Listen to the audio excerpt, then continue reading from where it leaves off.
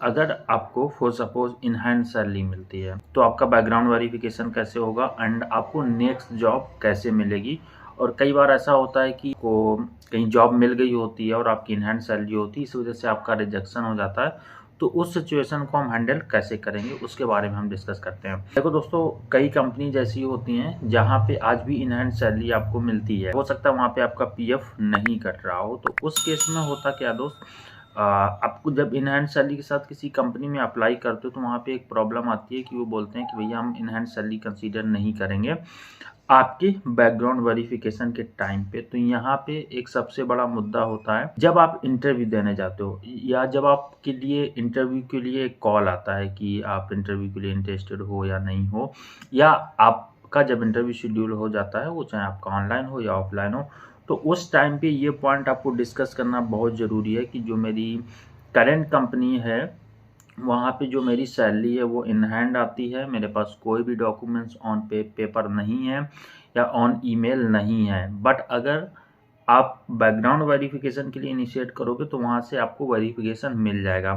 तो उस सिचुएशन को हमें ऐसे डील करना होता है। बट हाँ, यहाँ पे एक चीज़ आपको याद रखना है कि कई कंपनीज़ जो हैं, जो इस टाइम पे उन कंपनीज़ के रूल्स हो गए हैं कि अगर आपकी इन हैंड सैलरी है तो वो क्या करते हैं कि आपको जॉब नहीं देते हैं, मतलब आपको कंसीडर नहीं करते हैं इंटरव्यू के लिए या उस शेड्यूल के लिए। तो उस केस में मतलब कुछ कंपनी जैसी हैं, आप मान लो टॉप कंपनीज जो हैं 5 से 10% कंपनीज हैं जो आपकी इन हैंड सैलरी को कंसीडर नहीं करती हैं। बाकी बहुत सारी अदर कंपनीज हैं जो इन हैंड सैलरी को कंसीडर करती हैं और आपका बैकग्राउंड वेरिफिकेशन कंप्लीट होना चाहिए।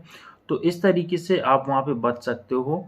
अगर इन केस आपका बैकग्राउंड वेरिफिकेशन में उन्होंने मना कर दिया कि नहीं भैया आप या तो पीएफ डिटेल दो या बैंक स्टेटमेंट दो, आपके पास कोई डॉक्यूमेंट्स नहीं होगा, तो फिर वो वहाँ से आपको जॉब नहीं मिलेगी या आपको टर्मिनेट कर दिया जाएगा। तो ये बेसिक सा एक कंसेप्ट है, बेसिक सा एक मतलब है कि जब भी आप इंटरव्यू शेड्यूल करा रहे हो उस टाइम पे आप ओवर कॉल डिस्कस करो और अपनी वो क्वेरी, इन हैंड वाली क्वेरी आप उनको एक मेल पे दो। जब मेल पे वहाँ से रिप्लाई आ जाए ना कि हाँ ठीक है, अगर वो कंपनी बोलती है कि नहीं हमें कोई इशू नहीं है अगर आपकी इन हैंड सैलरी है और बैकग्राउंड वेरिफिकेशन अगर आपका क्लियर हो जाता है, ये बैकग्राउंड वेरिफिकेशन वाली लाइन भी आप उसमें मेंशन कर देना कि I am getting in hand salary in my current organization and if you will initiate a background verification then they will complete it.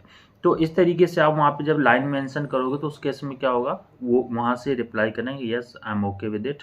तो फिर आपको आगे प्रोसीड कराना। आप एक करंट ऑर्गेनाइजेशन में आपने रिजाइन डाल दिया और वहाँ पे गया और हो सकता है वहाँ से बीजीबी कैंसिल हो नेक्स्ट कंपनी से, आपकी करंट जॉब भी चली जाती है और आपकी नेक्स्ट कंपनी से भी जॉब चली जाती है। तो मेक श्योर कि आप ये पॉइंट ऑलरेडी उनके साथ डिस्कस कर रहे हो। तो बस आज की वीडियो में इतना ही। वीडियो अगर अच्छा लगा तो like share and channel subscribe जरूर करें। बाकी अगर आपको बेस्ट सीवी चाहिए, बेस्ट क्वेश्चन एंड आंसर चाहिए, tech support, ID support, Excel support के लिए, तो नीचे लिंक दिया है, वहाँ पे आप चेकआउट कर सकते हो। मेरा नाम है शुभम, मैं मिलता हूँ नेक्स्ट वीडियो में। Till then have a great moment and don't forget to like and subscribe. Thank you so much for